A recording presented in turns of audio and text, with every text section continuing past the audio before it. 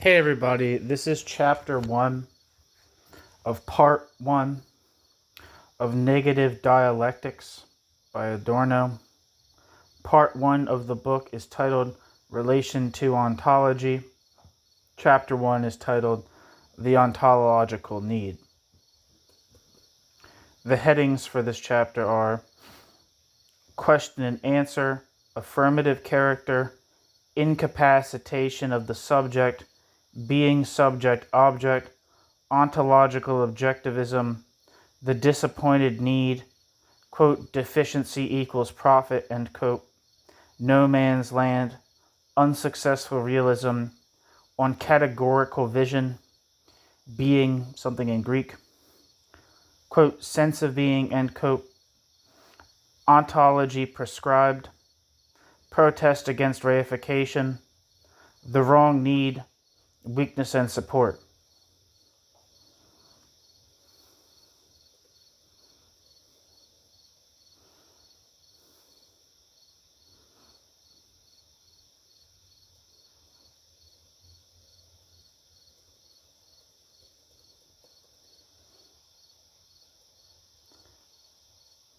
First section, question and answer. The ontologies in Germany, Heidegger's in particular, remain effective to this day. Traces of the political past are no deterrent. Tacitly, ontology is understood as readiness to sanction a heteronymous order that need not be consciously justified, and that such interpretations are denied in higher places as misconceptions, declines to the ontical sphere, deficient radicalism in formulating the question, serves but to enhance the dignity of their appeal. Ontology seems the more numinous, the less ontology can be laid down in definite contest that would give the meddlesome intellect something to latch onto. Intangibility comes to be unassailability. He who refuses to follow suit is suspect, a fellow without a spiritual fatherland, without a home in being. Not so much different from the, quote, baseness, end quote, for which the idealist Fichte and Schelling used to excoriate resistors to their metaphysics, in all its embattled trends, which mutually exclude each other as false versions. Ontology is apologetical. Yet its effect would be unintelligible if it did not meet an emphatic need, a sign of something missed, a longing that Kant's verdict on a knowledge of the absolute should not be the end of the matter.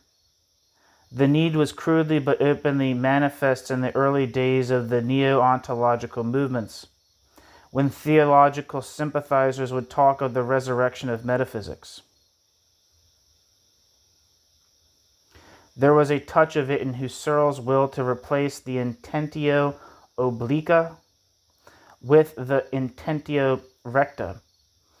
What had delimited the cognitive possibilities in the critique of reason was nothing but the recollection of the cognitive powers themselves, a recollection which the phenomenological platform initially meant to dispense with, plainly stirring in the, quote, draft, end quote, of the ontological constitution of topical fields and regions, and finally of the, quote, world as the entirety of all there is, end quote, was the will to grasp the whole without any limits being placed on its cognition.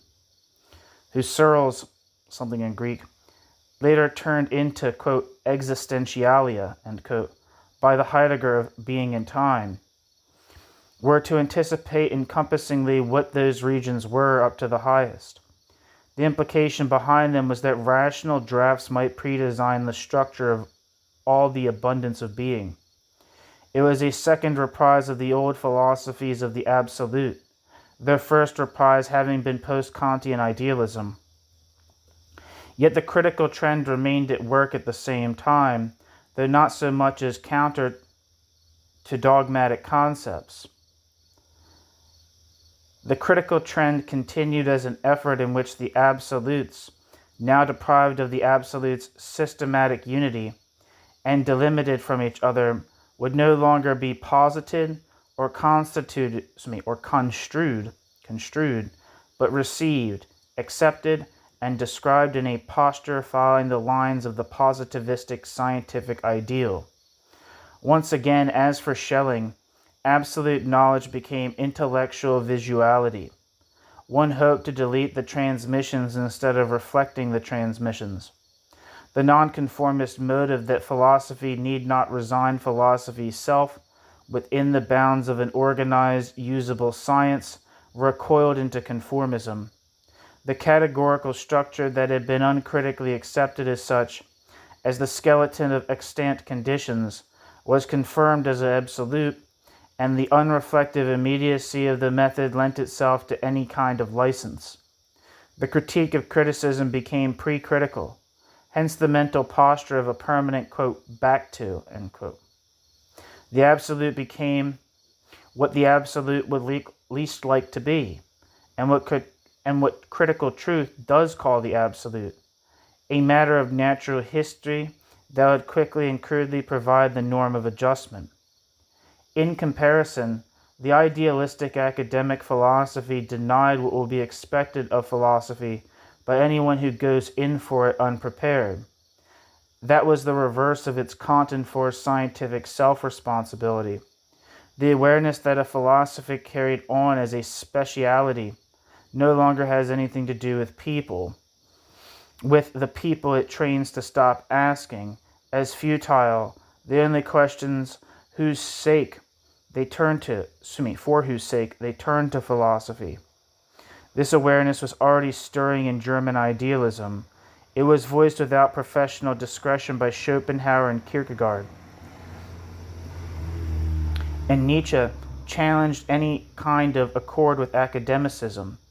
But what the present ontologies have done under this aspect is not simply to adopt the anti-academic philosophical tradition by asking, as Paul Tillich phrased it once, about that which concerns one absolutely. They have taken the non-academic pathos and established it academically. They combined a pleasant shudder at the world's imminent end with a soothing sense of operating on solid ground, perhaps even on philologically fortified ground. Audacity, even the prerogative of youth, knew itself covered by general agreement and by the most powerful educational institution. The movement as a whole became the opposite of what its germs seemed to promise. The treatment of relevant things relapsed into abstractness unsurpassed by any neo-Kantian methodology. This development is inseparable from the problematics of the ontological need itself. It can no more be quenched by that sort of philosophy than it could once be quenched by the traditional system. This is why ontology has become shrouded in vapors. In line with an older German tradition, it puts the question above the answer, where it keeps owing what is promised. It has consolingly raised failure as such to existential rank.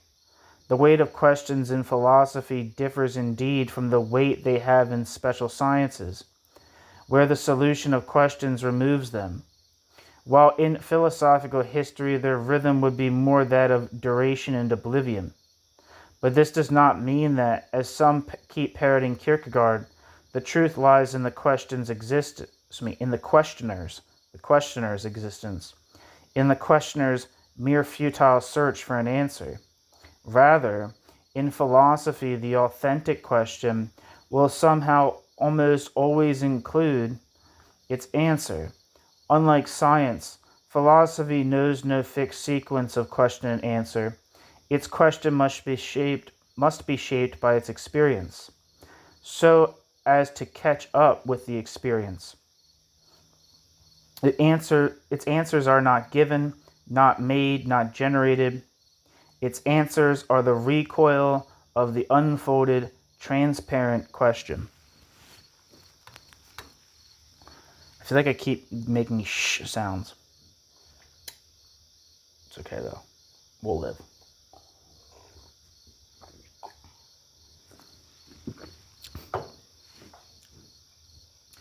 This is precisely what idealism would drown out in its constant endeavor to produce, to quote, deduce, end quote, idealism's own form and, if possible, its every content.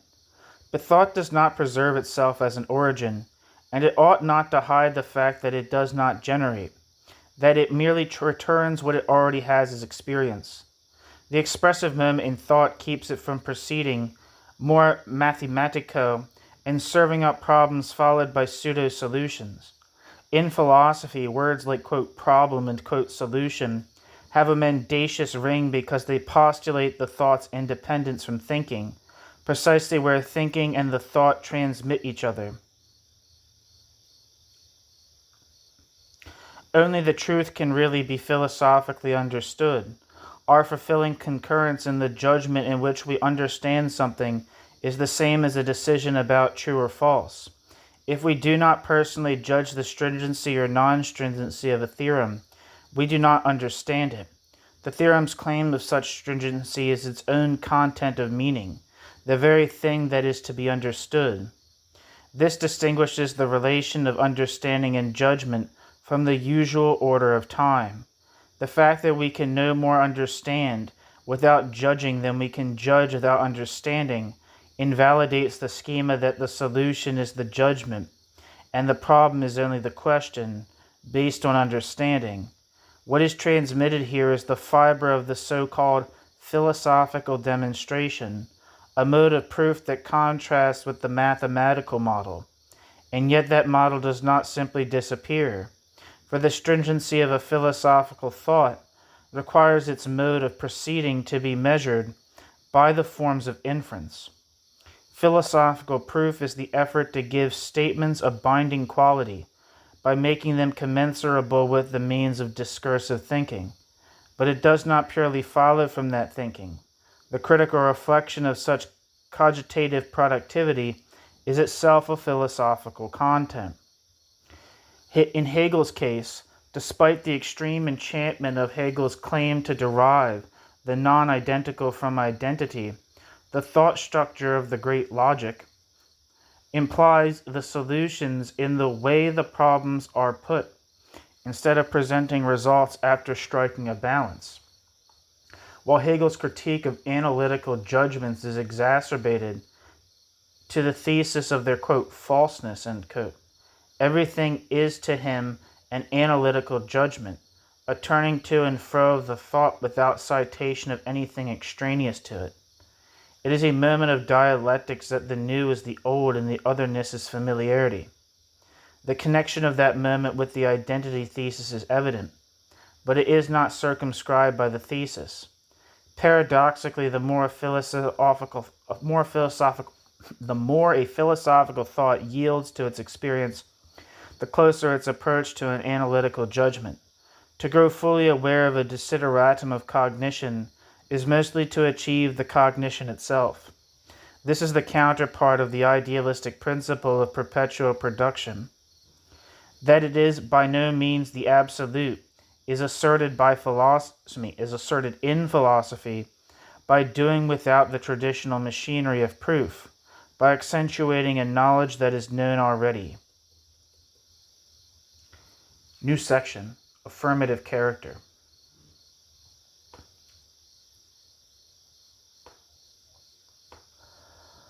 The ontological need can no more guarantee its object than the agony of the starving assures them food, but no doubts of such guarantees plague a philosophical movement once destined for better things. It was for this reason as much as any other reason that it became untruthfully affirmative, quote, dimming the world never takes us to the light of being, end quote. In the categories to which fundamental ontology owes its echo, and which it therefore either denies or sublimates until they will no longer serve for any unwelcome confrontation, we can read how much they are the imprints of something missing that is not to be produced, how much they are its complementary ideology. Yet the cult of being, or at least the attraction of the word as of something superior, lives by the fact that in reality, as once upon a time in epistemology, concepts denoting function have more and more replaced the concepts denoting substance. Society has become the total functional context, which liberalism used to think it was. To be is to be relative to other persons and things, and to be irrelevant in oneself. This frightening fact, this dawning awareness that it may be losing its substantiality, prepares the subject to listen to avowals that its unarticulated being, equated with that substantiality, cannot be lost, that it will survive the functional context. What the conjurers of ontological philosophizing strive, as it were, to awaken is undermined by real processes, however, by the production and reproduction of social life. The effort to justify, quote, man and, quote, being and, quote, time, theoretically as primal phenomena, cannot stay the fate of the resurrected ideas.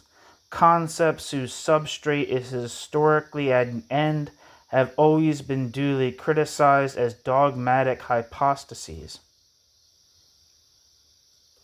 Even in the specifically philosophical realm. As Kant, for example, criticized the transcendence of the empirical soul, the aura of the word Dasein in Kant's chapter on paralogism, and the immediate recourse to being in his chapter on the amphibole of reflexive concepts. But the exponents of the new ontology do not make that Kantian critique their own. The exponents of the new ontology do not carry the Kantian critique forward by reflection. Instead, the exponents of the new ontology act as if that critique belonged to a rationalistic consciousness of whose flaws genuine thought had to be cleansed as in a ritual bath. Despite this, trying to hitch their wagon to critical philosophy as well, they directly impute to this philosophy an ontological content. Heidegger's reading of the anti-subjectivist and, quote, transcending, end quote, element in Kant was not quite unwarranted. In the preface to the Critique of Pure Reason, Kant does programmatically stress his objective way to pose questions, and leaves no doubt of it as he performs the deduction of pure intellectual concepts. The Copernican turn registered in conventional philosophical history does not exhaust Kant. The objective interest retains primacy over the subjective interest in the mere occurrence of cognition, in a dismembering of consciousness in empiricist style. By no means, however, can we equate this objective interest with a hidden ontology. Arguing against such an equation is not only Kant's critique of rationalist ontology, which might allow for the conception of another, if need be, but the train of thought of the Critique of Reason itself.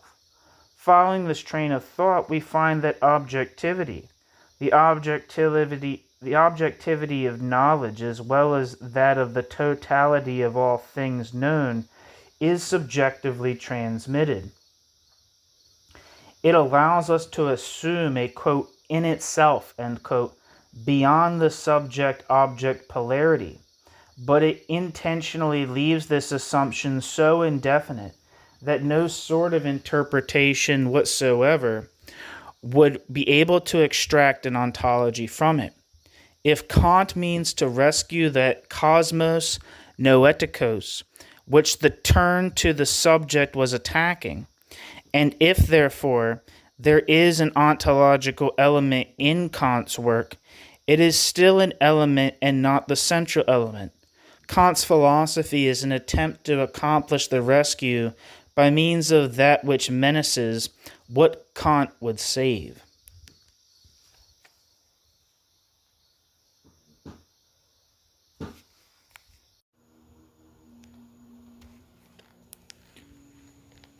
New section, incapacitation of the subject.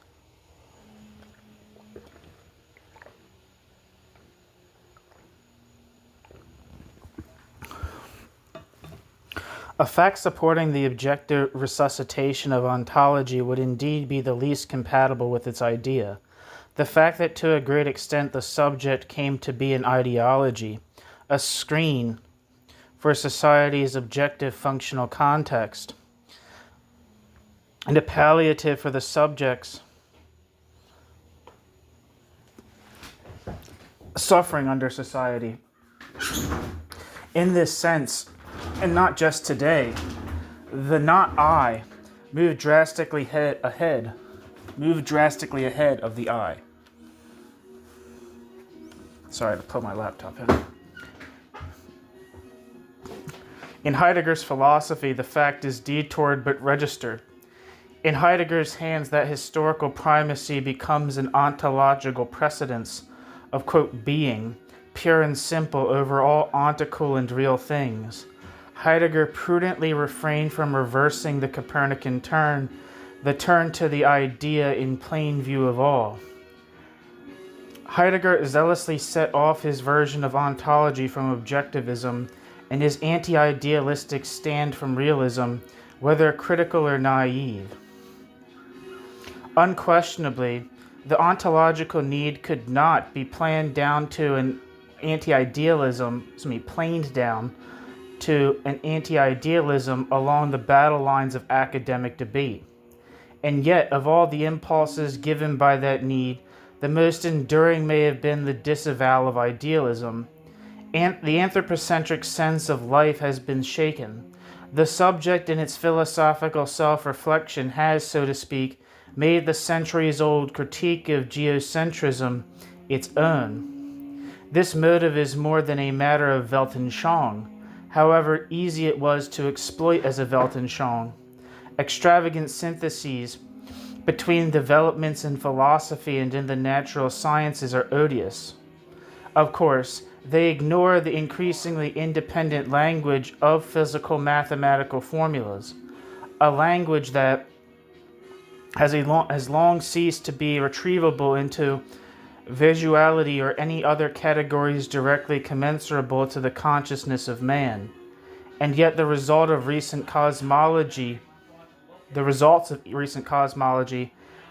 have radiated far and wide. All notions to make the universal resemble the subject, if not indeed to derive it, as positing the subject, have been relegated to a naivety comparable to that of Boeotians or paranoiacs who regard their Hamlet as the center of the world. 1 second. Turn this little fan on here. Poppy's getting a little hot, see. Oh,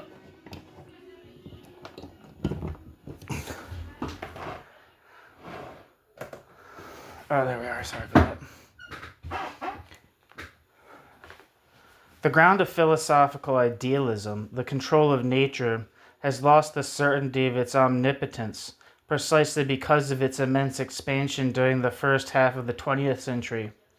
Also because human consciousness has limped behind, leaving the order of human affairs irrational, and finally because it took the magnitude of the attainments to let us measure their infinitesimality in comparison with the unattainable. There is a universal feeling, a universal fear, that our progress in controlling nature may increasingly help to weave the very calamity it is supposed to protect us from, that it may be weaving that second nature into which society has rankly grown.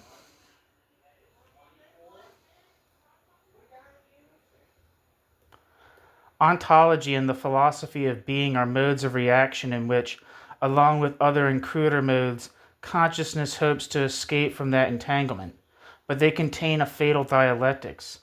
The truth that expels man from the center of creation and reminds man of his impotence. This same truth will, as a subjective mode of conduct, confirm the sense of impotence, cause men to identify with it, and thus reinforce the spell of the second nature. Faith in being, a dim Weltanschauung derived from critical premonitions, really degenerates into a bondage to being, as Heidegger incautiously defined it once. Feeling face to face with the cosmos, the believer clings without much ado to any kind of particular, if only it is forceful enough in convicting the subject of its weakness. The subject's readiness to cringe before the calamity that springs from the subjective context itself is the punishment for their futile wish to fly the prison of their subjectivity. The philosophical leap, the primal gesture of Kierkegaard, is the very license from which the subject dreams it may escape by its submission to being.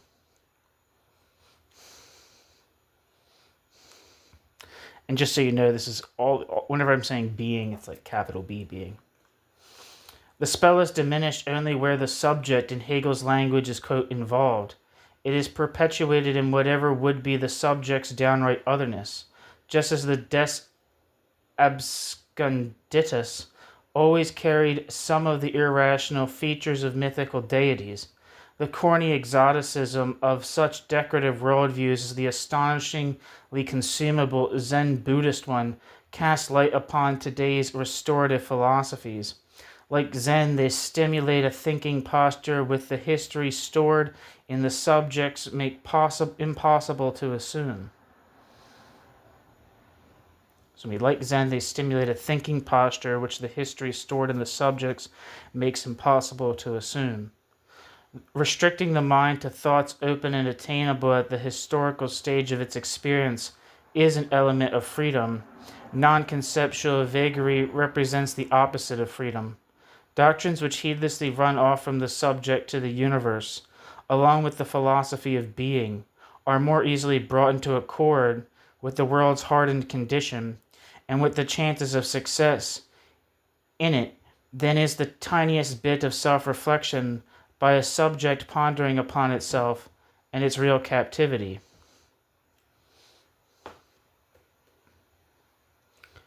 New section, being subject-object. The popular success of ontology feeds on an illusion that the state of the intentio recta might simply be chosen by a consciousness full of nominalist and subjectivist sediments, a consciousness which self-reflection alone has made what it is. Heidegger, of course, saw through this illusion. Heidegger circumvents the alternative by way of the doctrine of being that prevails beyond intentio recta and intentio obliqua. Beyond subject and object, beyond concept and entity, being is the supreme concept. For on the lips of him who says, quote, being is the word, not being itself, and yet it is said to be privileged above all non-conceptuality, by virtue of moments which the thinker thinks along with the word, quote, being, and which the abstractly obtained significative unity of the concept does not exhaust. Presupposed by the talk of being, though no longer referred to by the mature Heidegger, at least, is Husserl's doctrine of categorial visuality, or essence perception. It is solely by such perception that the structure which Heidegger's philosophy ascribes to being could, in the terminology of the school, be, quote, unsealed or, quote, unveiled. Heidegger's emphatic being would be the ideal of what yields to ideation, the critique that lies in Husserl's doctrine of a classifying logic as the significative unity of whatever the concept covers remains in force. But Husserl wished to have his cake and eat it too. Husserl kept his philosophy within the bounds of the division of labor and left the concept of strict science alone until Husserl's late phase, despite all of the so-called, quote, foundation questions, unquote. And yet he sought to apply the strict rules of the scientific game to whatever critique of these rules has its own meaning. What his explicitly propounded methods sought to do to classify concepts, by the mode of their cognitive ascertainment, was to imbue them with that which, as classification, as the mere arrangement of given things, they cannot have, to imbue them with what they would have only by grasping the thing itself, which in Husserl's case oscillates between an intramental thing and one contrary to the immanence of consciousness. Husserl cannot, as was customary in Husserl's lifetime, be accused of irrationalism on the ground that his categorical vision is unscientific. Husserl's work as a whole is a stand against irrationalism, but what can't be held against his work is its containment with what can be held against Husserl's work is Husserl's work's containment with science. Contamination with science. Jesus Christ, contamination with science. Heidegger noticed this and took the step Husserl shrank from. However, in doing so, he discarded the rational moment which Husserl preserved, and, more like Bergson in this respect, Heidegger tacitly followed a procedure in which the relation to the discursive concept, an inalienable element of thought, was sacrificed. At the same time, Heidegger covered Bergson's weakness, his juxtaposition of two disconnected, disparate modes of cognition. Heidegger, mobilizing the alleged higher dignity of the part of categorical vision, removes the epistemological critical question as pre-ontological, along with the question whether that part is legitimate. Discontent with the preliminary epistemological question comes to justify its outright elimination. Dogmatics simply turns into a higher truth, as against the traditional critique of dogmatics. This is the root of Heidegger's archaicism.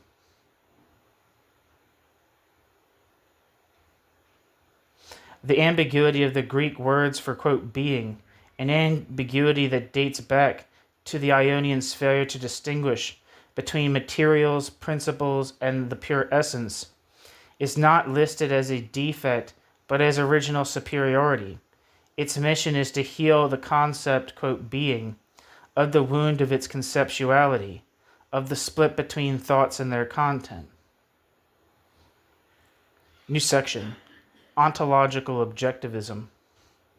What appears as if it were located in the eon before the fall, however, the fall of both subjectifying and objectifying metaphysics, will turn Kant Kur into a stark, quote, in itself, end quote. A self-denying subjectivity recoils into objectivism, no matter how painstakingly such thinking shuns the criticist controversy by adding the two antithetical positions alike to the loss of being. The sublimation of its concept will be a ceaseless continuance of Husserl's reductions. What is meant by being is stripped as much of all individuated existence as of all traces of rational abstraction. This being ends up in a tautology from which the subject has been evicted. Quote, but being, what is being? Being is itself. End quote. There is no way for being to avoid the tautology, and we do not improve it if we, with prudent candor, we opt for it and pronounce it a pledge of profundity.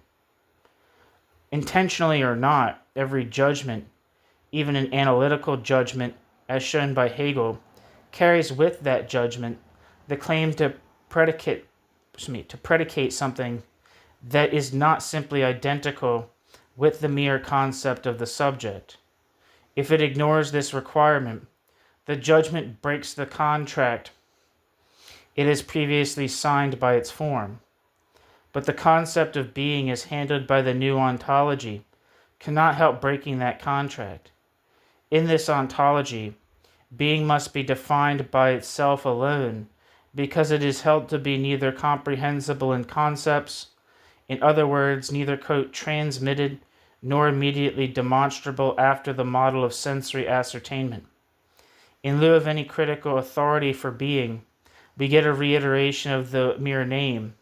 The residue, the supposedly undisfigured essence, is like some word in Greek, of the type which the motivated thought movement had to reject. As Heidegger once pointed out against Sartre, a philosophy's denial that it is metaphysics does not settle the question whether or not it is, but it does justify the suspicion that untruth may hide in the refusal to admit its metaphysical content. A new beginning at an alleged 0 point is the mask of strenuous forgetfulness, an effort to which sympathy with barbarism is not extraneous.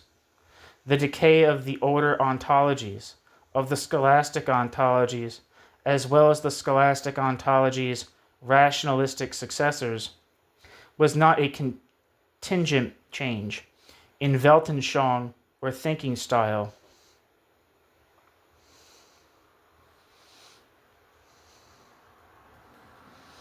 To believe in that change is the same historical relativism to which the ontological need used to take exception.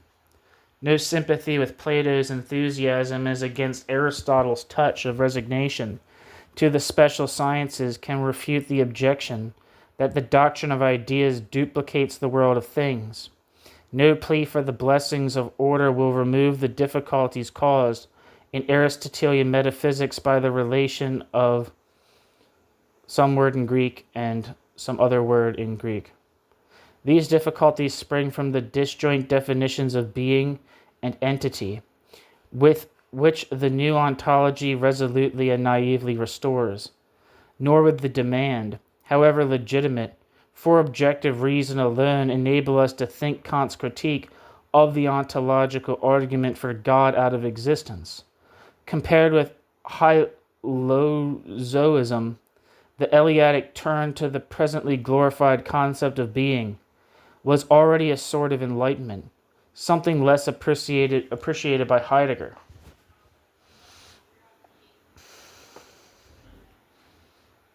But to wipe this all out by regressing to sacred primordiality, behind the reflection of critical thought, this intention would solely circumvent philosophical compulsions, which understood barred the quenching of the ontological need. The will not to accept evasions, the will to learn essential things from philosophy, is deformed by answers tailored to the need, by answers that lie in twilight between the legitimate duty to provide bread, not stones, and the illegitimate conviction that there must be bread because it must be.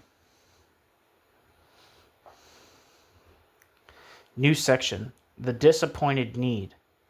That a philosophy based on the primacy of method will acquiesce in so-called preliminary questions, and that, therefore, it may possibly even feel secure as a basic science, serves only to deceive us about the fact that the preliminary questions in philosophy itself have virtually no cognitive consequences anymore.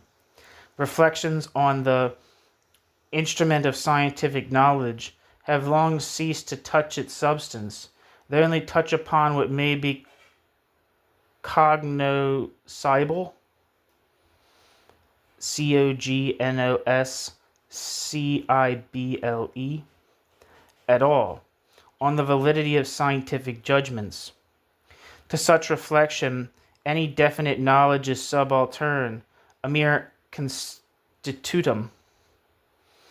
While resting its claims on its immersion in the general constitution of knowledge, the reflection leaves knowledge indifferent. The first formula to express this was Kant's famous line that the, quote, transcendental idealist, end quote, is a, quote, empirical realist, end quote. Admirers of the critic of pure reason and of his attempt to find reasons for experience were deaf to this admission of bankruptcy, that the immeasurable strain of that critique was some word in Greek, with respect to the content of experience. Encouraged are only the normally functioning intellect and the corresponding view of reality. Heidegger, by the way, still opts for the, quote, normally thinking human being, end quote.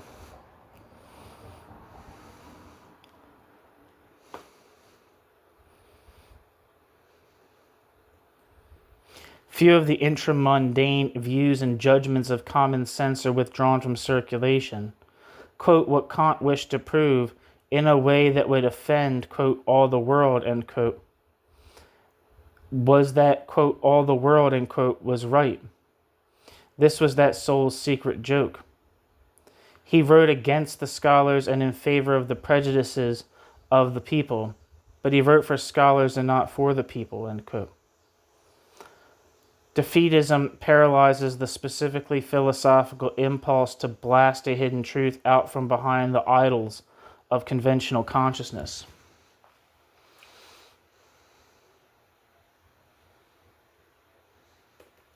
The chapter on amphiboles mocks the brazen desire to know the inside of things, and this self-satisfied, manly resignation of a philosophy, settling down in the external mundus sensibilis, is not just the Enlightenment's. No to a metaphysics that confuses the concept for its no to a metaphysics that confuses the concept with its own reality. It is also the obscurantist no to every refusal to capitulate to the facade. Surviving in the ontological need is some remembrance of this greatest virtue, which critical philosophy did not so much forget as zealously eliminate, in honor of the science it sought to establish. A remembrance of the will not to let thoughts be robbed of that for the sake of which men think them. Since the science's irrevocable farewell to idealistic philosophy, the successful sciences are no longer seeking to legitimize themselves otherwise than by a statement of their method. Their self-exegesis makes a causa sui of science. It accepts itself as given and thereby sanctions also its currently existing form, its division of labor, although in the long run the insufficiency of that form cannot be concealed. The intellectual sciences in particular, due to their borrowed ideal of positivity, lapse into the irrelevance and non-conceptuality of countless special investigations. The cuts between special disciplines such as sociology, economics, and history make the cognitive interest vanish in pedantically drawn, inflatedly defended trenches. Ontology recalls this, but it has become cautious enough not to try to breathe the essence into the thing by speculative thinking. The essence is to spring forth like something given, rather, in tribute to the rules of positivity which the need would transcend. Some initiates of science expect it to be decisively supplemented by ontology without their having to touch the scientific procedures. If Heidegger, in the last phase of his philosophy, claims to rise above the traditional distinction of essence and fact, he is reflecting a justified irritation at the divergence of essential and factual sciences, of mathematical, logical, and substantive disciplines, which in scientific activity thrive side by side, disconnected, although the cognitive ideal of one group would be irreconcilable with that of the other. But the antagonism between exclusive scientific criteria and the absolute claim of a doctrine of essence or later of being will not vanish at the doctrine's bidding. The doctrine opposes its counterpart abstractly, displaying the same laws of a labor-dividing consciousness which it pretends to cure.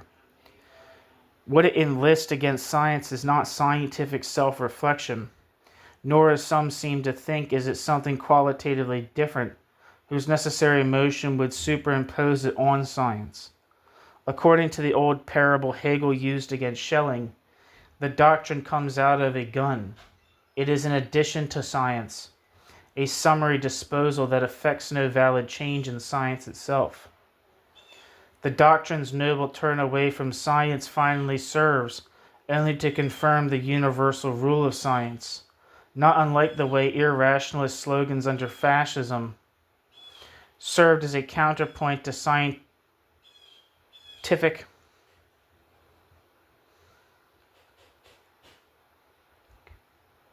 It's a weird thing.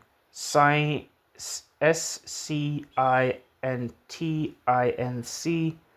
technological activities. So I'm going to repeat that. The doctrine's noble turn away from science finally serves only to confirm the universal rule of science, not unlike the way irrationalist slogans under fascism served as a counterpoint to scientific technological activities. To pass from a critique of the sciences to the sciences' essential concerns as to being is to disregard in turn whatever might be of the essence in the sciences. It is a move that robs those in need of ontology of what ontology appears to give them, with a detachment from all things substantive that is more anxious than Kant's ever was. Ontological philosophizing permits less unregimented insight than Schelling's idealism or even Hegel's. Especially tabooed is heterodoxy, as dealing with mere entity, and some word in Greek,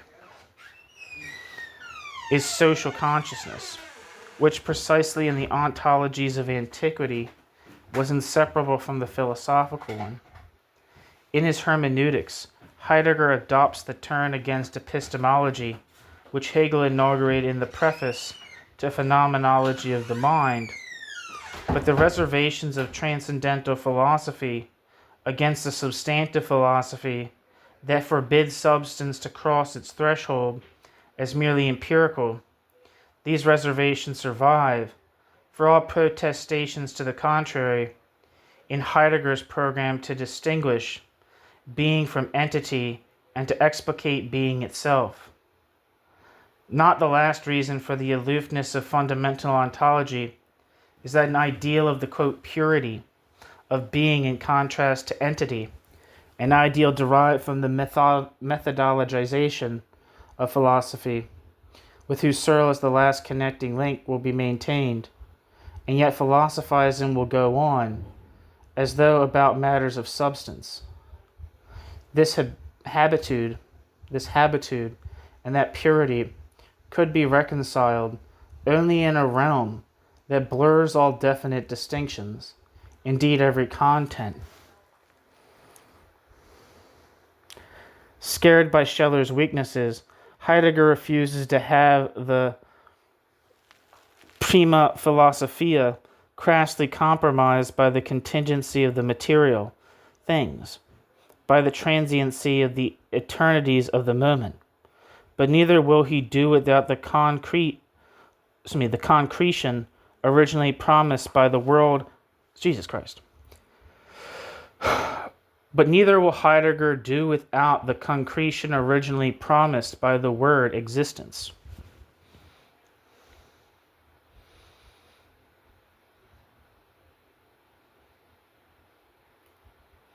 Footnote. Years ago, Gunther Anders already pilloried the pseudo-concreteness of fundamental ontology. See the article on the pseudo-concreteness of Heidegger's philosophy.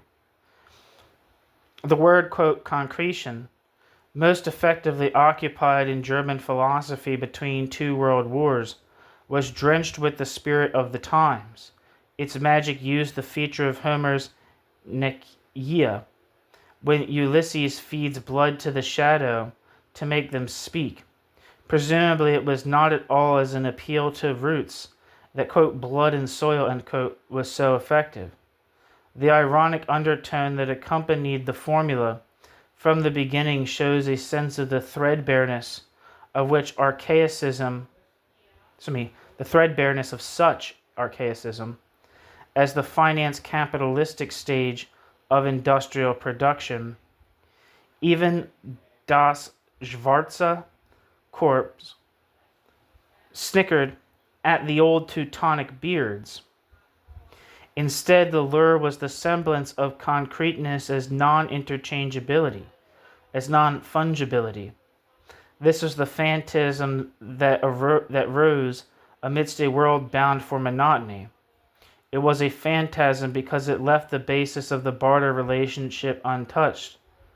else the longing ones would have felt even more menaced by what they called equalitarianism, by the capitalistic principle of which they were unaware while taxing its opponents with it. Obsession with the concept of concreteness, joined with the inability to reach it in thought. The conjuring word replaced the thing. Heidegger's philosophy, of course, exploits even the pseudos of that sort of concretion, because some word in Greek and another word in Greek are undistinguishable. Heidegger proceeds, as Aristotle projected already, to substitute one for the other according to requirement and thema probandum. Mere entity becomes non-entity, rid of the stain of being an entity. It is raised up to being, to its own pure concept.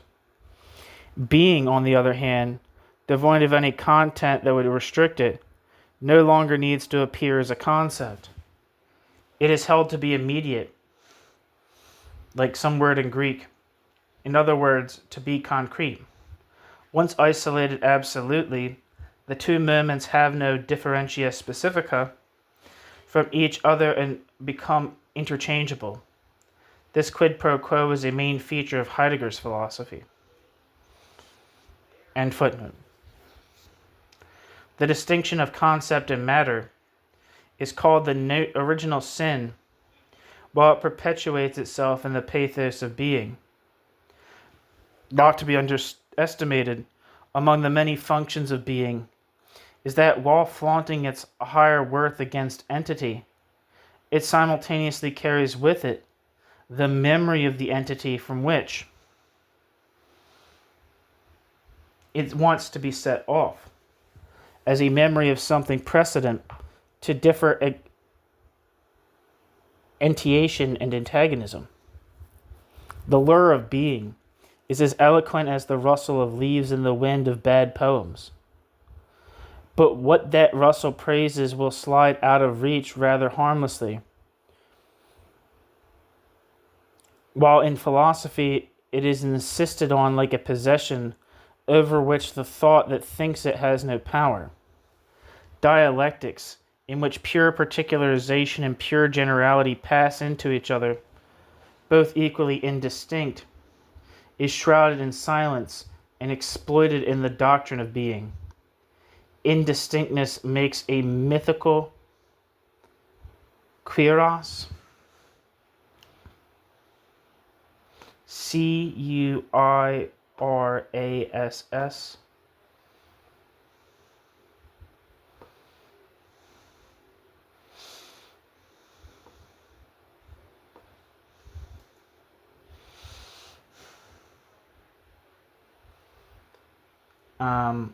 a piece of armor consisting of a breastplate and backplate fastened together. So like what a knight would wear. Just imagine a knight.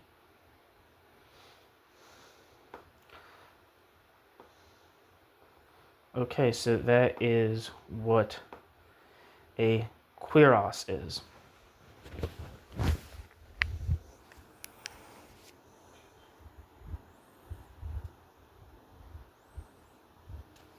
New section, quote, deficiency equals profit, end quote.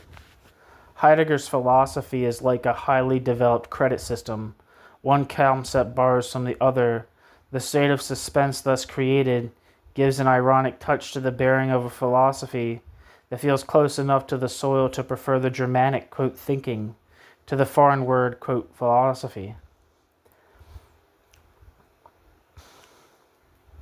The debtor, says a faded joke, has it all over the creditor, who must depend upon the debtor's will to pay, and so, for Heidegger, blessings flow from everything he owes. That being is neither a fact nor a concept, exempts being from criticism. Whatever a critic would pick on can be dismissed as a misconception. The concept borrows from the factual realm an air of solid abundance, of something not just cognitively and unsolidly made, an air of being, quote, in itself, end quote. From the mind which synthesizes it, entity borrows the aura of being more than factual, the sanctity of transcendence, and this very structure hypostatizes itself as superior to the reflective intellect, which is accused of dissecting entity and concept with a scalpel. The very meagerness of what all this leaves in Heidegger's hands is recoined into an advantage. One of the invariants that pervade his philosophy, though never called invariants, of course, is that each substantive deficiency, each absence of a cognition, will be revalued into a sign of profundity. Involuntary abstractness is presented as a voluntary vow. Quote, thinking, it says in the tract on Plato's Doctrine of Truth, quote, is on its descent to the poverty of its provisional essence, end quote. As if the emptiness of the concept of being were the fruit of original monastic chastity, not of conditioning by cogitative aporias. And yet, this being, which is supposed to be no concept at all, or at least a very special concept, is the aporetical concept, pure and simple. It transforms that which is more abstract into that which is more concrete, and thus more true. Heidegger's own language confesses, in phrasings that are more critical of him than the most malevolent critic, what his asceticism is about. Quote, thinking, by its saying, lays unobtrusive furrows into the language. They are even less obtrusive than the furrows drawn through the field by the slow-gated yeoman. Despite such affectations of humility, not even theological risks will be taken. The attributes of being do indeed, like those of the absolute idea of old, resemble the traditional attributes of the deity. But the philosophy of being bewares of divine existence. The whole, however, archaicist, is not to be an admission of being unmodern. Instead, it participates in modernity as an alibi of entity, of that to which being transcended, but which is to be sheltered in being just the same.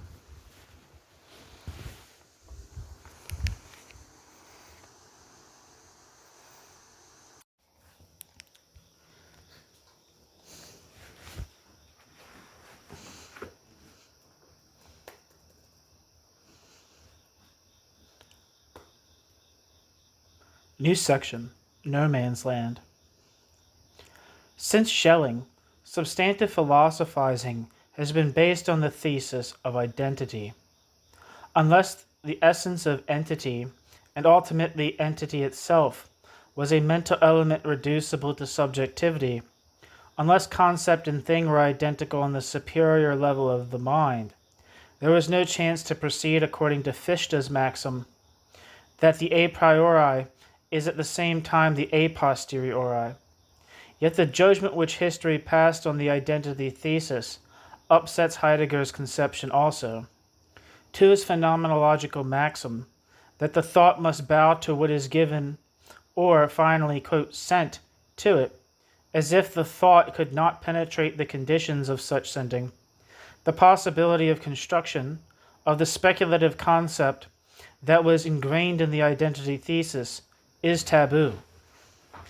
Husserl's phenomenology already suffered from a desire to transcend epistemology under the slogan,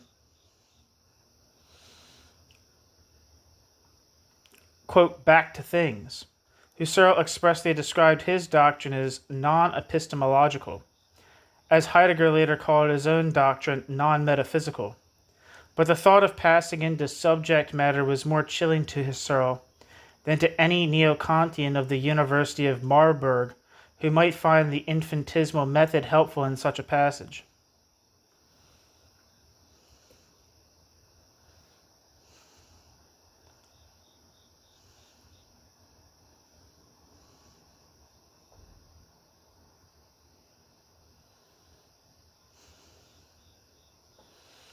It's a weird footnote here.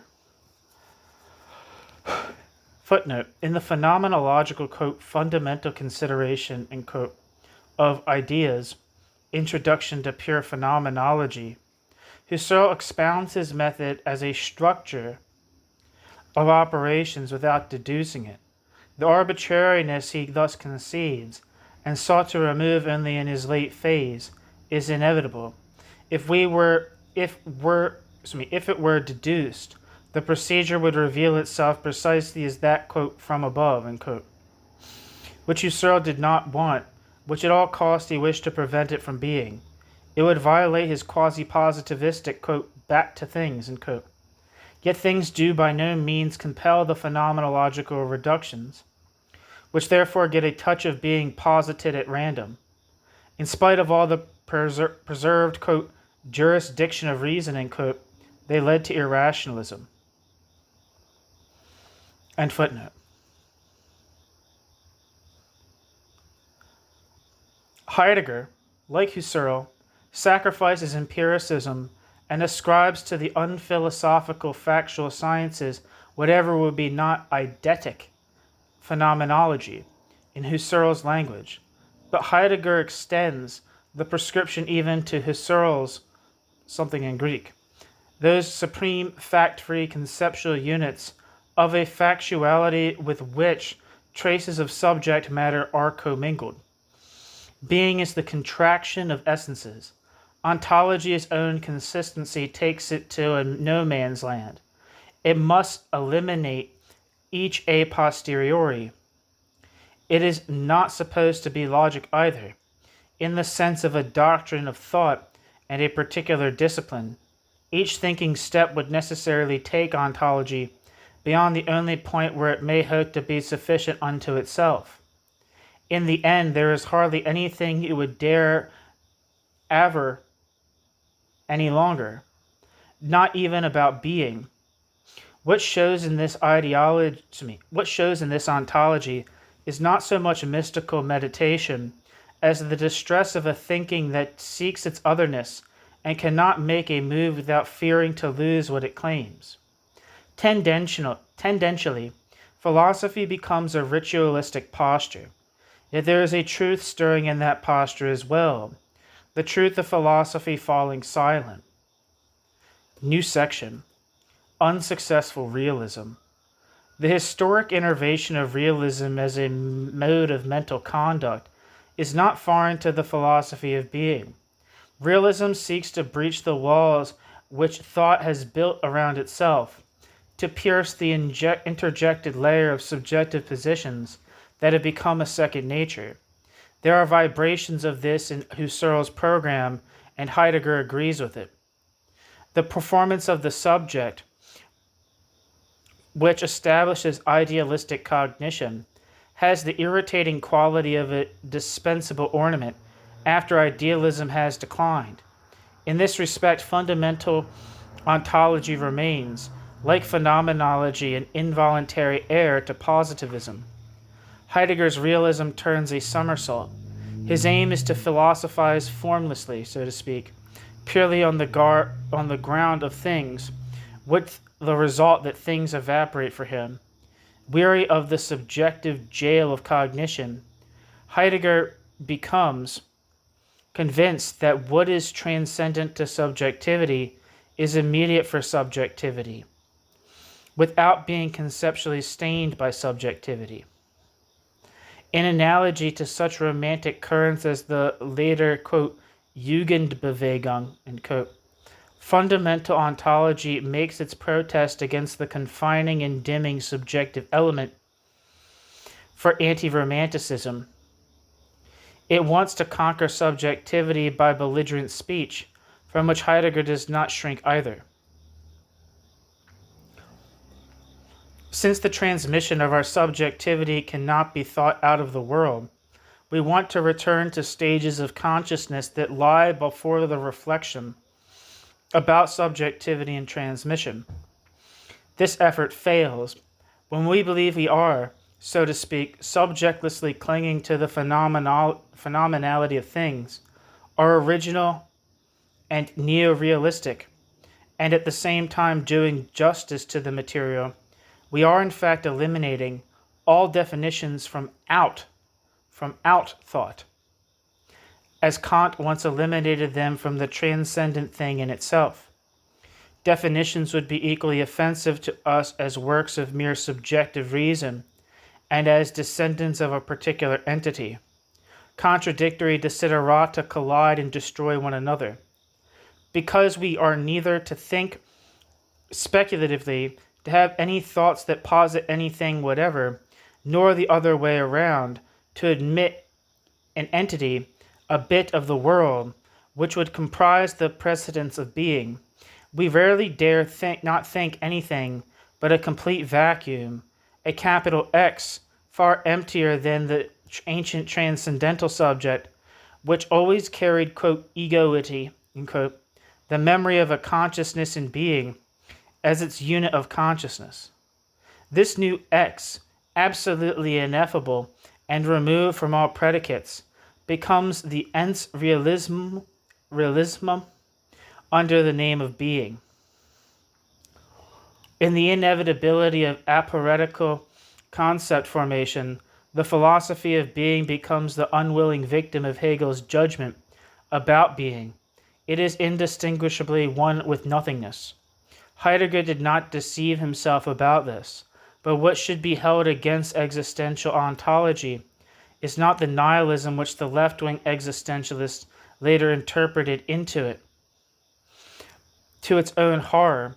To be held against the ontology is its positive presentation of the downright nihility of its supreme word. New section, on categorical vision. No matter how non-dimensional we may make being, how we may compress it into a point of the permanent exercise of caution in both directions, the procedure does have its fundamentum in re. Categorical vision, the growing awareness of a concept, reminds us that categorically constituted facts, which traditional epistemology knew as syntheses only, must always have a corresponding moment beyond the sensory something in Greek. They always have something immediate about them, something resembling visuality. A simple mathematical theorem would not apply without the synthesis of the figures between which the equation is set up, and neither, this is what Kant neglects, would a synthesis be possible if the relation of elements were not in line with this synthesis, regardless of the trouble in which such a manner of speaking entangles us, according to current logic. To put it drastically, in a way that invites misunderstanding, there could be no synthesis if the two sides of the equation were not actually alike.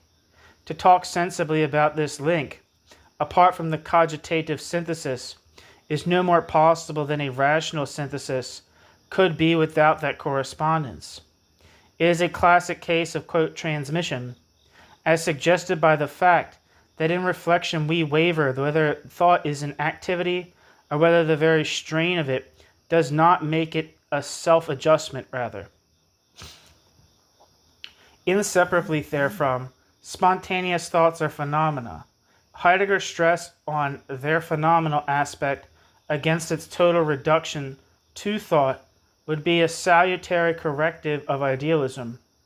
But his procedure is to isolate the factual moment, to conceive the factual moment, in Hegel's terminology, as abstractly as idealism conceives the synthetic moment. Hypostatized, it ceases to be a moment and comes to be what ontology in its protest against the split between concept and entity would least like it to be. It becomes a thing. And yet, its own character is genetical. The mental objectivity which Hegel taught, that product of the historic process, allows something like a visual relation to things of the mind. As some idealists, the late Rickert, for instance, were to rediscover.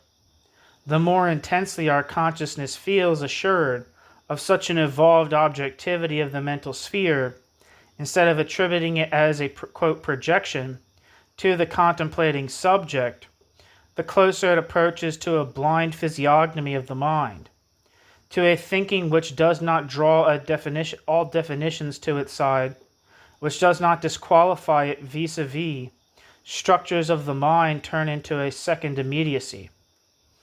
This is what the doctrine of categorical vision too naively relies upon. It confuses the second immediacy with a first immediacy. Hegel's logic of essences went much further. It treated the essence equally as grown out of being and as independent of being, as a kind of Dasein. By the demand which Husserl set forth, and Heidegger tacitly adopted, on the one hand, that mental facts be purely described, that they be accepted as what they claim to be, and as nothing else.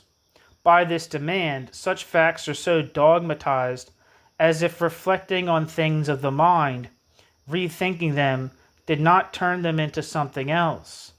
The unhesitant supposition is that thinking, an inalienable activity, can really have an object that will not be made a product by the mere thought.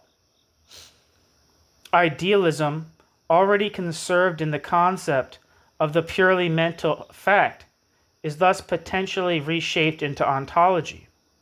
With the substruction of purely acceptant thought, however, the phenomenological thesis to which the entire school owed its effect broke down.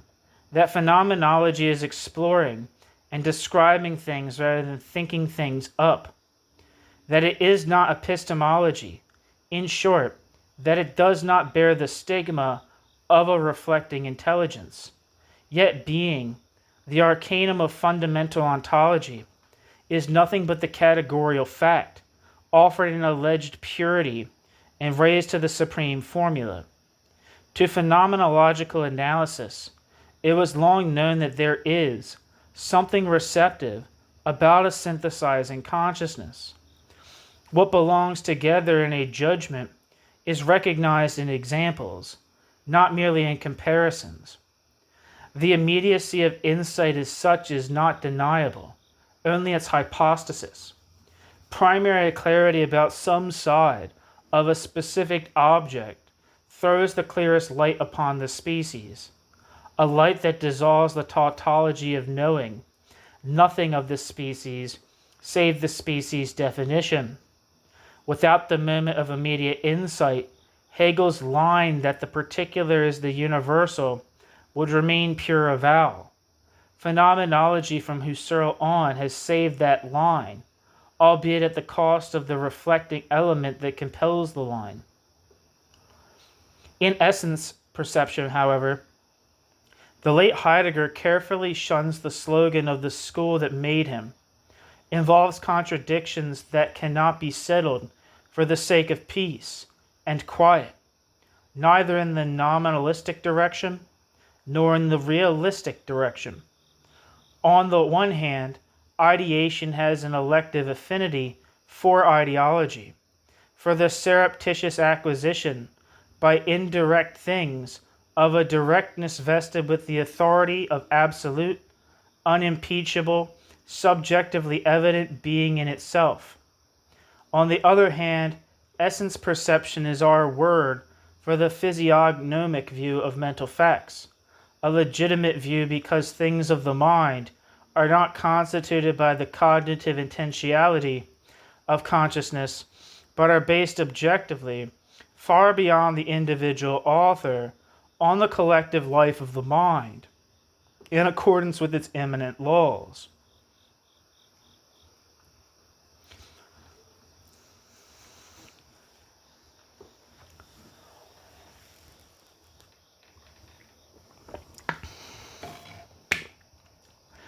That mental objectivity corresponds to the moment of direct vision. Pre-shaped in itself, it can be viewed like things of the senses. Only this view is no more absolute and irrefutable than our view of sensory things.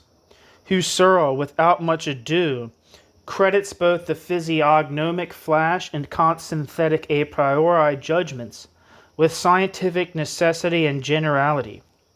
But what categorical vision contributes to, fallibly enough, would be the understanding of the thing itself, not its classification.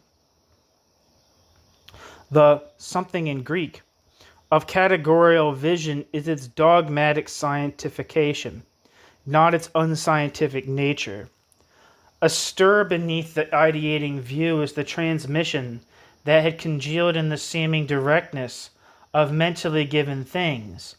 In this respect, essence perception is close to allegorical consciousness.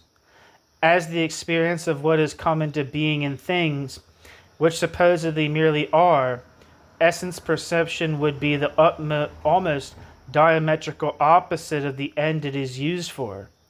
Rather than a faithful acceptance of being, it would be its critique. Rather than a sense of the thing's identity with its concept, it would be an awareness of the break between them.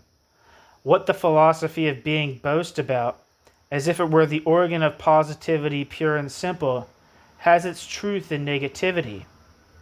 Heidegger's stress on being, which is not to be a mere concept, can be based upon the indissoluble content in judgments, as Husserl previously based himself on the ideal unity of the species. The positional value of such an exemplary consciousness is apt to rise historically. Gunther Anders remarked that the more socialized the world, and the more tightly the network of general definitions covers its objects, the greater will be the tendency of individual facts to be direct transparencies of their universals, and the greater the yield a viewer obtains precisely by micrological immersion. This, of course, is a nominalistic kind of fact, directly contrary to the ontological intention, although the essence perception may unwittingly have been occasioned by it. If the procedure nonetheless keeps exposing itself to this special scientific objection, to the long since atomized charge of false or premature generalization, the fault lies not only with thought habits that have long caused men to misuse their scientific ethos, to use the principle of arranging facts modestly from outside as a rationalization of their failure to understand these facts from within. Insofar as the anticipations of the concept, the medium of exemplary thought, are confronted by empirical inquiry with concrete proof that the quasi-direct categorical view of a particular is not universal. The Husserl-Heidegger method, which avoids this test and yet flirts with a scientific language that sounds as if the test were submitted to, stands convicted of its failing. New section, being something in Greek. It is asserted that being, precedent to each abstraction, is no concept, or at most a qualitatively eminent concept. Ignored in this assertion is the fact that no immediacy, of which Hegel's phenomenology already taught, that in all its transmissions it keeps reproducing itself, is the whole of cognition. Each immediacy is a moment. No ontological draft can do without absolutizing single, culled out moments. If cognition is an interaction of the synthetic cogitative function, and that which is to synthesize, Jesus Christ. If cognition is an interaction of the synthetic cogitative function, and that which it is to synthesize, with neither independent of the other, the direct insight stipulated by Heidegger as the sole title to a philosophy worthy of being will not succeed either, unless by the spontaneity of thought which Heidegger disdains. If there were no substantial reflection without immediacy, the immediacy would linger non-committally and arbitrarily without reflection, without the thinking distinguishing definition of what is meant by the being that is alleged to show purely a passive, non-thinking thought. The decorative sound of the pronouncements about things, quote, unhiding, end quote, or, quote, clearing, end quote, is due to the fictitious character of the claims. If the alleged primal word cannot be defined and fulfilled in thinking, if it cannot be critically confronted with its aims, the impossibility indicts all talk of being. It has not been conceived because in the indistinctness it requires, it cannot be conceived. But that the philosophy of being turns the unworkability into untouchability, that it turns the exemption from the rational process into a transcendence of the reflecting intellect, this is an act of violence as desperate as it is prudent. More resolute than phenomenology, which stops halfway, Heidegger wants to break out of the immanence of consciousness. But this outbreak is an outbreak into the mirror. Blinded to the moment of synthesis in the substrate, he ignores the fact that the mind, which in Heidegger's adored Eleatic philosophy of being confessed to identity with being, is already implied in the meaning of what it presents as the pure selfhood it would be confronting. Objectively, Heidegger's critique of philosophical tradition comes to run counter to its own promise. This critique tacitly ignores the subjective mind, and thus necessarily the material, the factuality which any synthesis acts upon. It feigns a unity and absoluteness of what is articulated in it along these lines, and so it turns into the reverse of, quote, destruction, of the challenge to disenchantment the man-made concepts. Of the challenge to disenchant the man-made concepts. Instead of recognizing human conditions in the concepts, Heidegger's critique confuses the conditions with the mundus sensibilis. It conserves, by repetition, what it is rising against, the screening thought structures for whose removal its own program calls. The screening thought structures for whose removal its own program calls. On the pretext of bringing to light that what underlies them, those structures are once more imperceptibly turned into the, quote, in itself, end quote, which a reified consciousness makes of them anyway. What pretends to crush fetishes is crushing nothing but the conditions of their recognition as fetishes. The seeming jailbreak terminates in what the flight is from. The being it flows into is something in Greek. As being, which the mind transmits, is ceded to receptive vision, philosophy converges with a flatly irrationalist view of life. A sign of irrationality would not by itself be the same as philosophical irrationalism. Irrationality is the scar which the irremovable non-identity of subject and object leaves on cognition, whose mere form of predicative judgment postulates identity. It is also the hope of withstanding the omnipotence of the subjective concept. Like the concept, however, irrationality itself remains a function of the ratio and an object of its self-criticism. What slips through the net is filtered by the net. The philosophy of irrationalism, too, depend on concepts, and thus on a rational element incompatible with them. One of the motives of dialectics is to cope with that which Heidegger evades by usurping a standpoint beyond the difference of subject and object, the difference that shows how inadequate the ratio is to thought. By means of reason, however, such a leap will fail.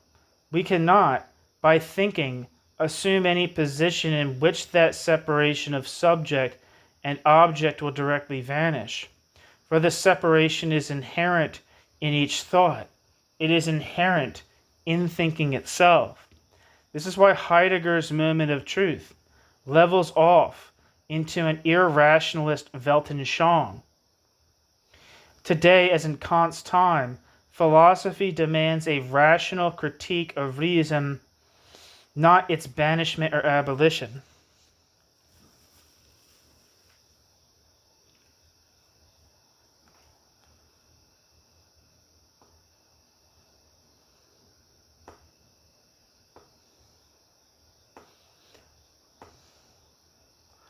One second.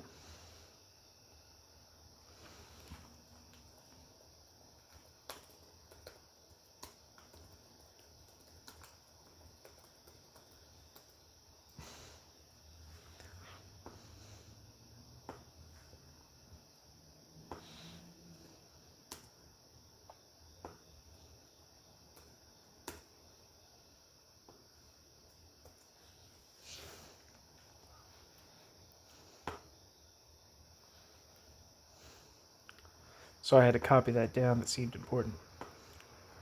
Quote, sense of being, end quote. New section. Quote, sense of being, end quote.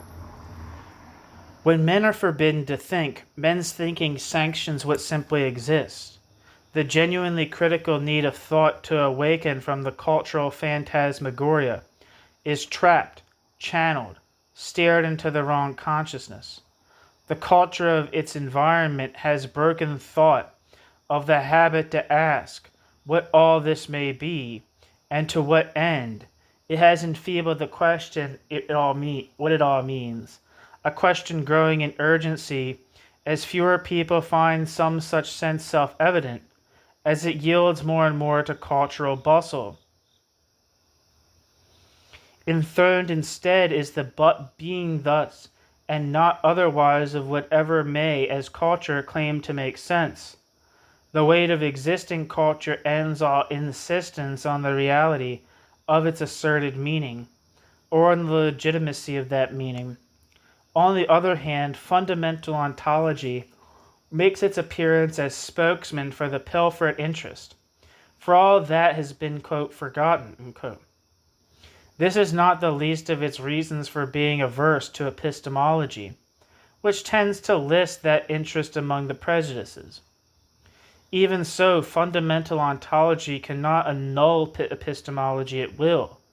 The doctrine of Dasein, of subjectivity, as the royal road to ontology, resurrects the old subjective inquiry that had been humbled by ontological pathos. The phenomenological method claims to strip the tradition of Western philosophy of its power, but it is at home in that tradition and well aware of the fact. For its main effect, its seeming originality, it has to thank the strides of obliviousness among the ones it appeals to.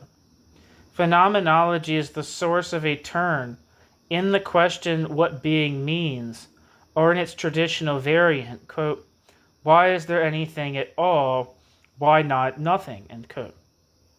The question is now ceded to the analyzers of the meaning of a word, quote, being, end quote.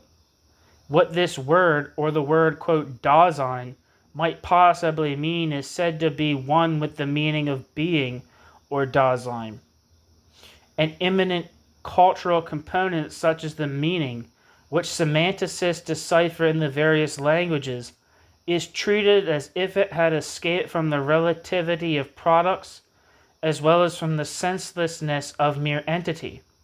This is the function of Heidegger's version of the doctrine of the primacy of language.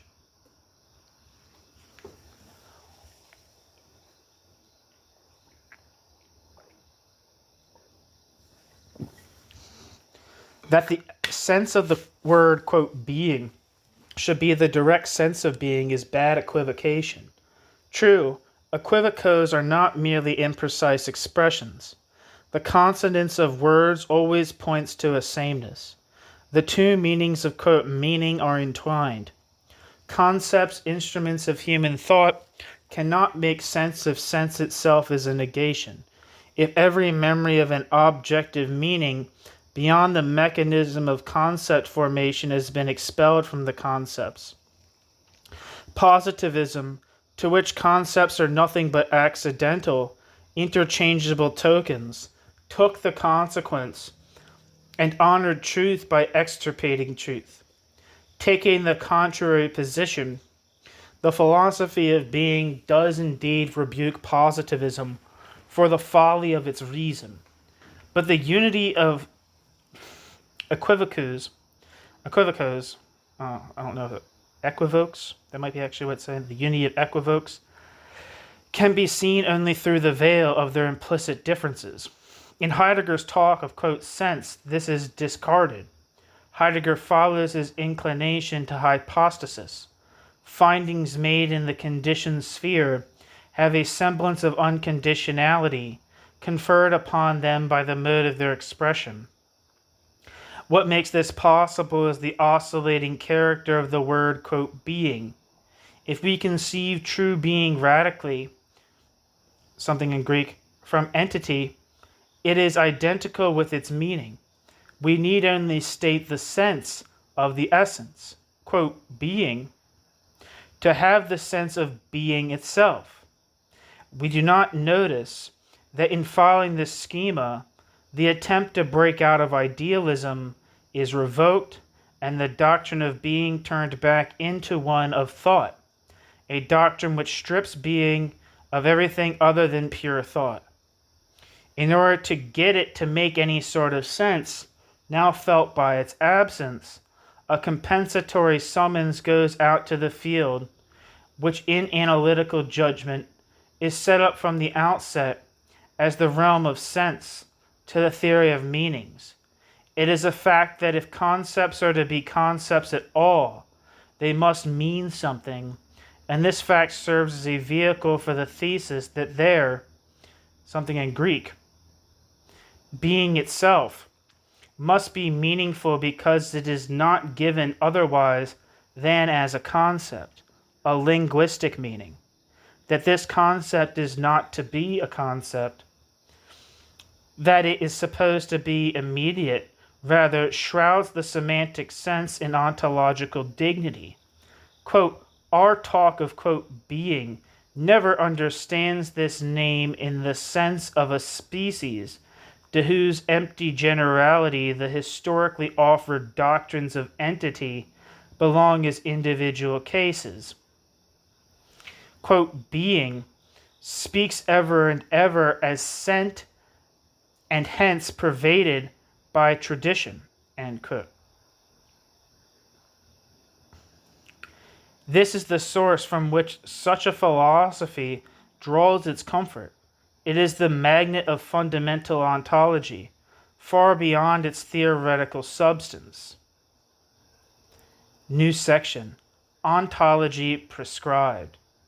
Out of the human mind, ontology wants to restore the order shattered by the mind, along with the authority of that order.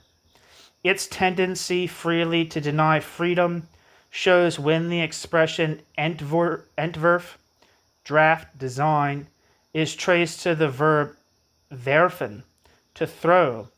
Transsubjective commitment is placed into a subjectively positing act, an all too tangible absurdity which Heidegger could later put down only in dogmatic fashion, when the memory of subjectivity was eliminated from the concept, added to the mythologization of being as the sphere of, quote, sending, was Heidegger's mythical hubris, his proclamation of the subject's decree as a plan of supreme authority, and his disguise of his own voice as that of being.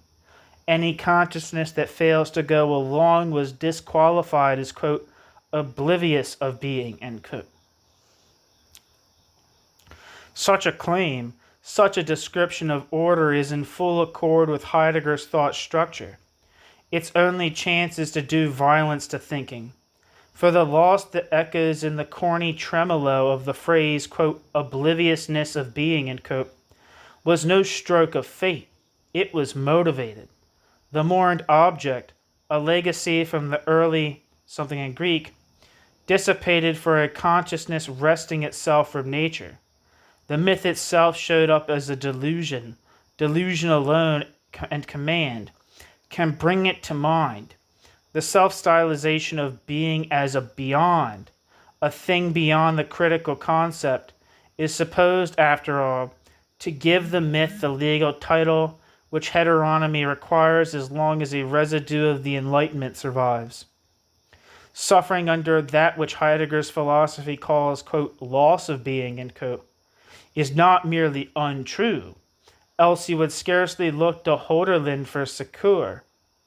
Society's own concept says that men want their relations to be freely established, but no freedom has been realized in their relations to this day, and society remains as rigid as it is defective. All qualitative moments whose totality might be something like a structure are flattened to the universal barter relationship. The more immense the power of the institutional forms, the more chaotic the life they hem in and deform in their image. The production and reproduction of life, along with whatever the name superstructure covers, are not transparencies of reason, of that reason whose reconciled realization alone would be as one with a non-violent order, an order worthy of men. The old nature-spawned orders have either passed away or outlived their legitimacy in the direction of evil. By no means is the course of society anywhere as anarchic, as it appears in the accidental and always irrational form of an individual fate. But its objectified legality is the converse of a state of Dasein in which men could live without fear. This is felt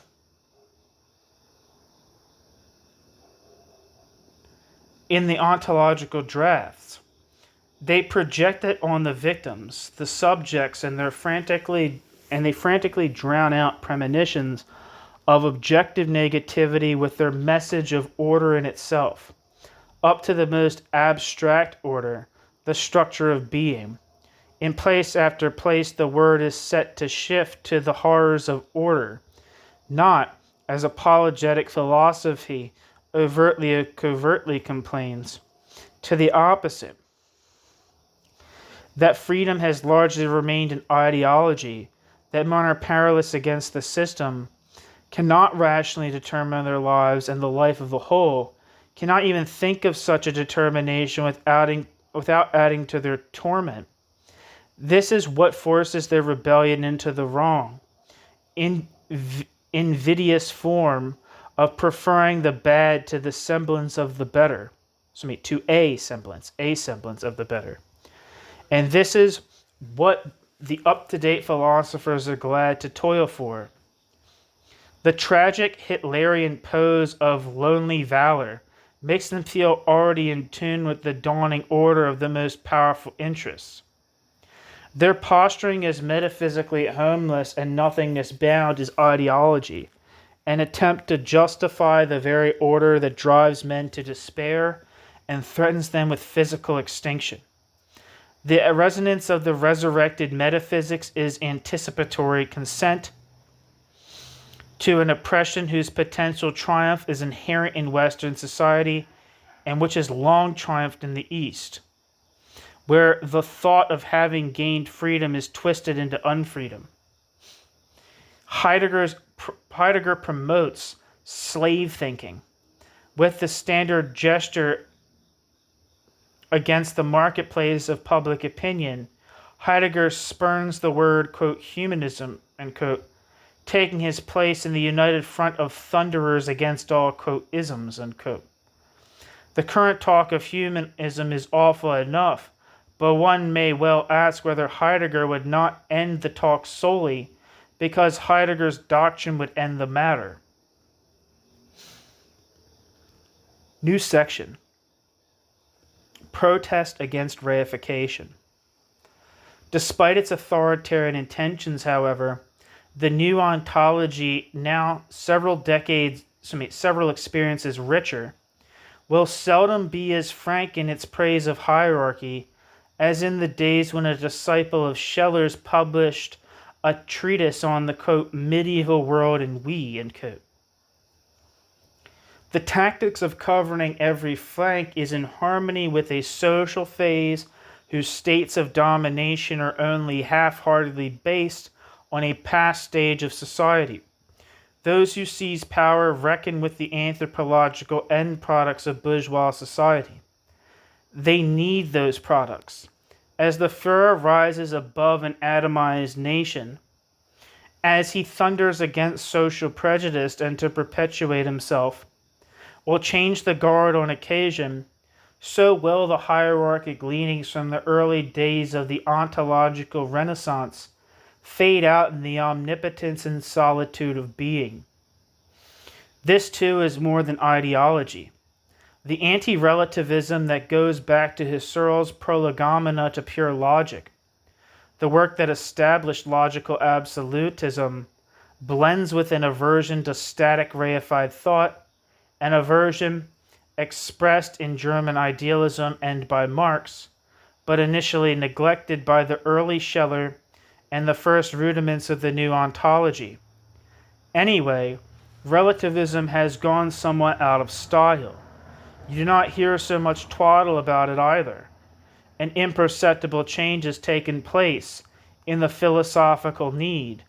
From a need for substance and solidity, it is turned into a need to avoid the spiritual reification which society has carried out and categorically dictated to its members.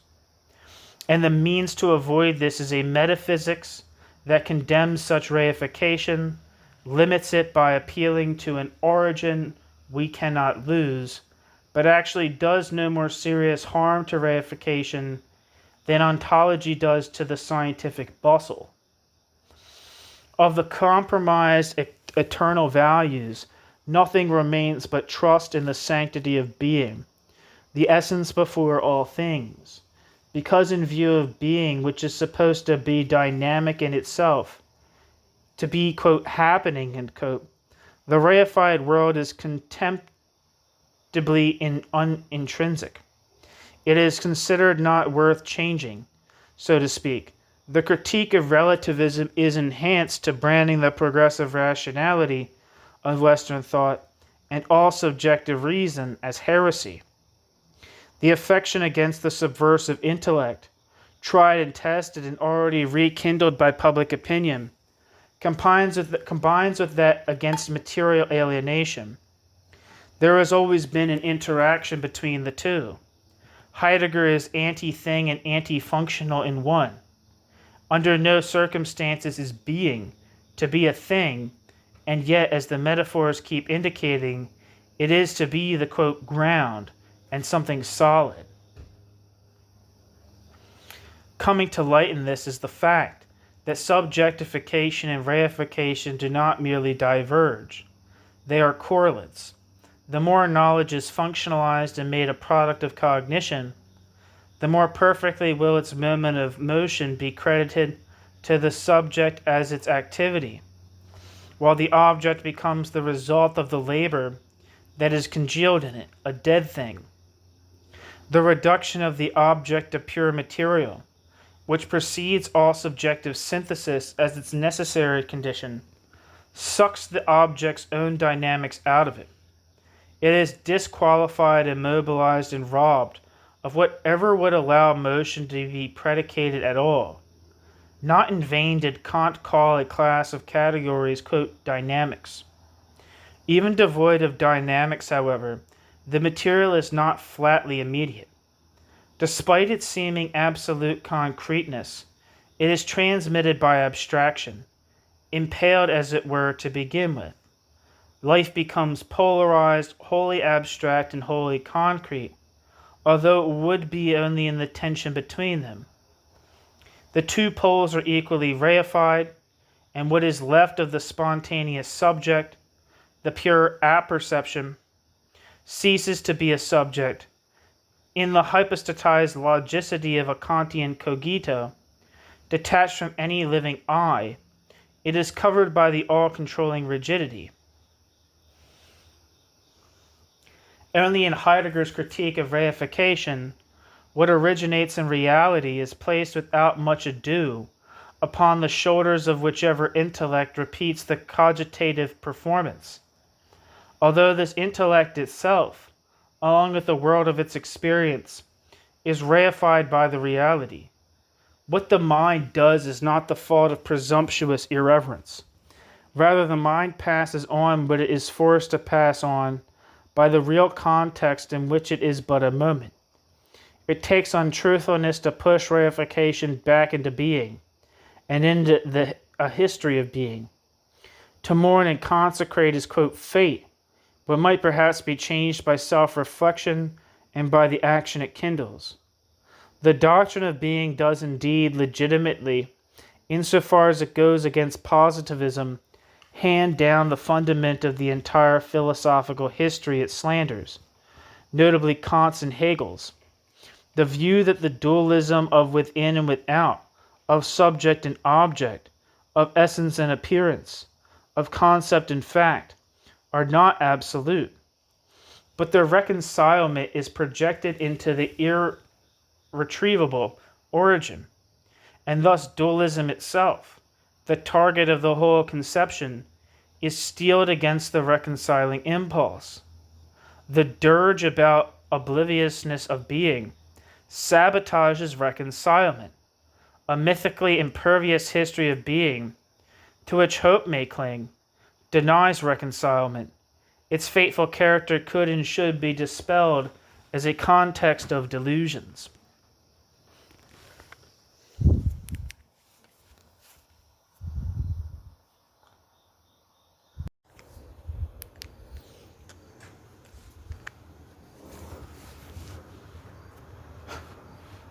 New section, the wrong need.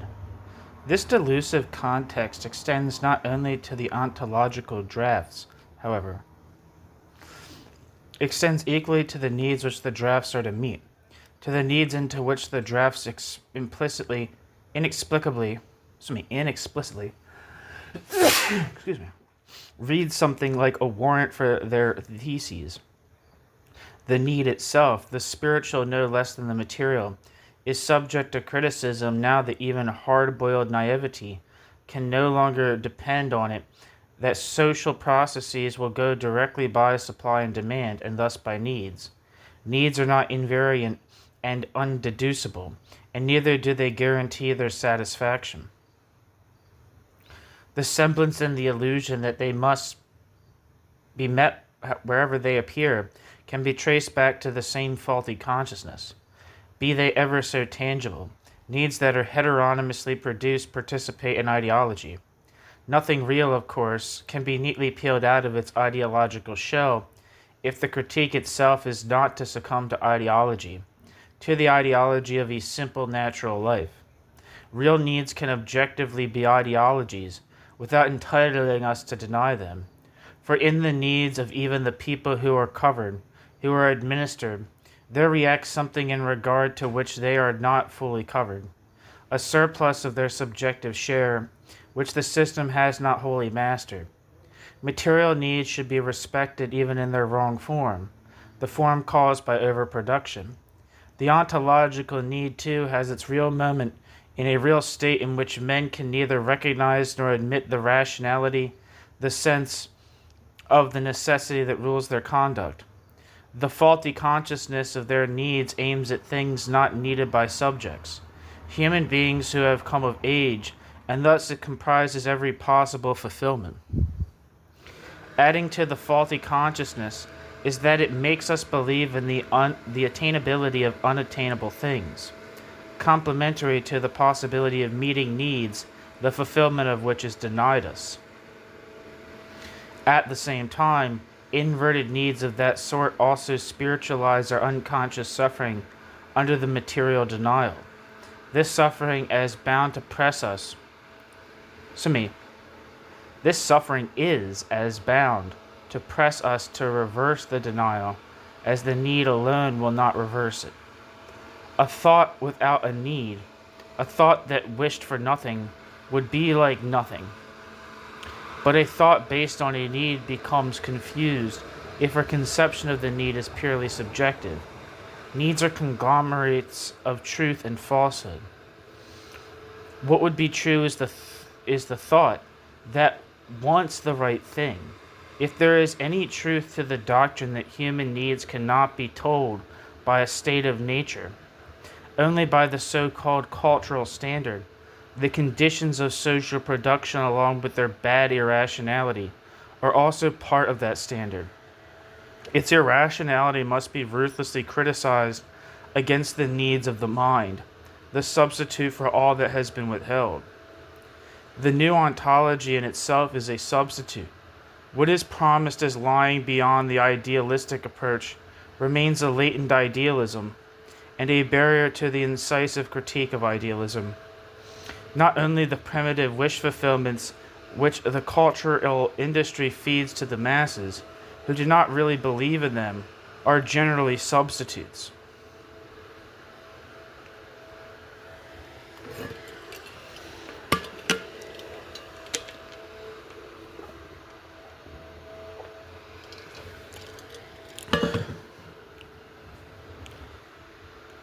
Delusion is boundless in the field in which the official culture canon deposits its assets. In the supposedly sublime field of philosophy, its most urgent need today appears to be the need for something solid. This need inspires the ontologies. It is what they adjust to. Its right lies in the will of the people. This need inspires the ontologies. It is what they adjust to. Its right lies in the will of people to be safe from being buried by a historical dynamics they feel helpless against. The immovable is to conserve the old and condemned. The more hopeless this longing, blocked by the extant forms of society, the more irresistible the trend of desperate self-preservation to a philosophy that is to be both in one, desperate and self-preserving. The invariant frames are made in the image of an omnipresent terror, of the dizziness that overcomes a society threatened by total destruction. If the threat vanished, its positive reversal, itself nothing but its abstract negation, would probably vanish with it. New section, weakness and support. A more specific need is that for a structure of invariance as a reaction to an idea drafted by conservative culture critics in the 19th century and popularized since, that the world has become formless. The idea fed on art historical theses like the one of an extinguished style building force. Originating in aesthetics, it spread as a view of the whole. The basic assumption of the art historians that this loss is in fact a loss and not indeed a powerful step toward unshackling the productive forces is by no means established. Aesthetically revolutionary theoreticians such as Adolf Loos, who still dared to say so at the beginning of the century, it has been forgotten only by the frightened culture critics, oathbound since the existing culture. Jesus Christ, I'm batting 1,000 here. Repeat that. Adolf Loos still dared to say so at the beginning of the century. It has been forgotten only by the frightened culture critics, oathbound since to the existing culture. The lament about the loss of ordering forms increases with their very power. Institutions are more powerful than ever. They have long since produced something like the neon-lit style of the culture industry, a style that covers the world as the turn to the Baroque did once upon a time. The conflict between subjectivity and forms is undiminished, but under the universal rule of forms, a consciousness that feels impotent, that has lost confidence in its ability to change the institutions and their mental images, will reverse the conflict into identification with the aggressor. The lament about a worldwide loss of forms is the arsis to the call for a blinding order, which the subject tacitly expects to come heteronomously from outside. That loss, insofar as its assertion is more than mere ideology, is not the fruit of the subject's emancipation. It is the fruit of the failure of emancipation. What appears as the formlessness of a Dasein modeled solely after subjective reason is in fact that which enslaves the subjects. The pure principle of being for something else, of being merchandise. For the sake of universal equivalence and comparability, this principle depreciates qualitative definitions everywhere. Its tendency is to bring all things down to one level. Yet the same merchandise character, the indirect rule of men over other men, consolidates the subject's state of tutelage. Their coming of age and their freedom to think qualitatively would go together. Under the searchlight of modern art, style itself reveals its repressive moments. The need for form that has been borrowed from style fools people about the bad coercive side of form. If a form does not prove by itself, by its transparent function, that it is entitled to live, if it is merely posited in order that there be form, such a form is untrue and thus inadequate even as a form. The mind which is to be persuaded that it is sheltered in forms is potentially beyond them. The effort so to arrange the world that it would stop obeying formal categories contrary to the most advanced consciousness has failed. And it is only because of this failure that the prevailing consciousness must frantically champion those categories as its own cause. Because the mind cannot wholly repress their inadequacy, however, it opposes the present starkly visible heteronomy with another heteronomy, whether past or abstract, with values that are viewed as causae sui, and with the phantasm of their reconcilement with the living. Radical modern art is hated, with restorative conservatism and fascism always in blissful accord, because it reminds us of mischances, but also by its sheer existence it reveals the dubiousness of the heteronomous structural ideal. The subjective consciousness of men is socially too enfeebled to burst the invariance it is imprisoned in. Instead, it adapts itself to them while mourning their absence. The reified consciousness is a moment in the totality of the reified world. The ontological need is the metaphysics of that consciousness, even when its doctrinal content leads it to exploit the critique of reification that has nowadays become so cheap. The form of invariance as such is the projection of what has congealed in the reified consciousness. Incapable of experiencing things not already contained in the repertory of ever sameness, that consciousness recoins immutability into the idea of something eternal, of transcendence.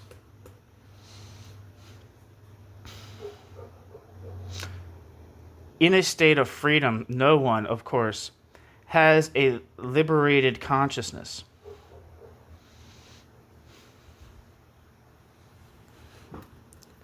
But such a consciousness which would have power over itself, which would really be as autonomous as it so far always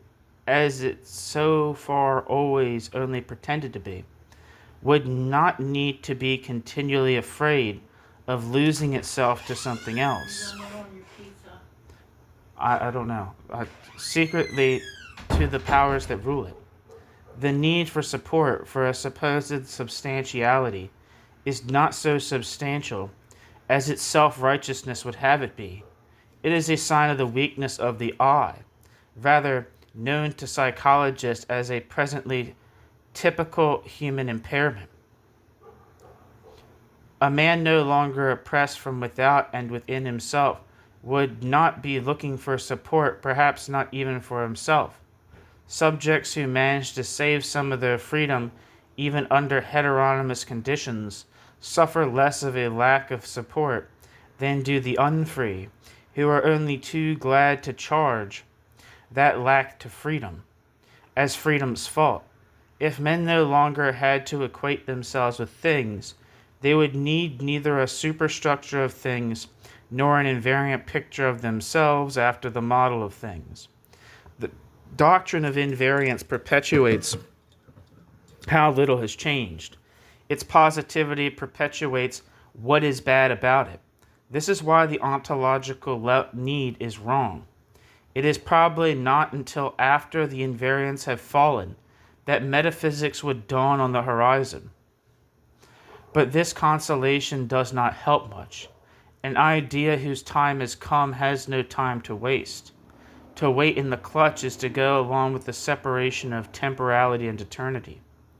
The separation is wrong, and yet the answers that would be required are blocked off at the historic hour, hence the antinomical character of all questions aimed at consolation. Thank you for listening.